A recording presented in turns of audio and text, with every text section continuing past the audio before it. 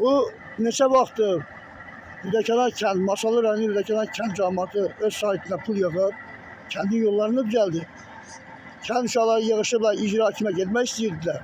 Bir gün belediye 2 dənə maşın torpaqdır, torpaq, çıngıl deyil o. Torpaq gətirib yolları bu düzəldir. Yalandan gedib icra başçımıza məlumat verir ki, mən yolu düzəldirəm. Görürsünüz, baxın, ey cəmaət, bizim Lüləkənar kəndinin belediyeləri belədir. Baxın. Bir əzə bu başını gətirib, bax. Çıngıl deyil, qırabil gətirib. Görürsən, baxın, torpaqdır, gətirib töküb bura. Görürsünüz, görürsünüz, baxın.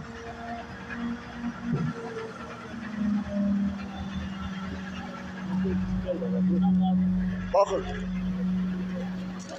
12 maşın eline sermiş. 2 maşın getirip bir yerde bak kreder getirip ya bu iş görüyor.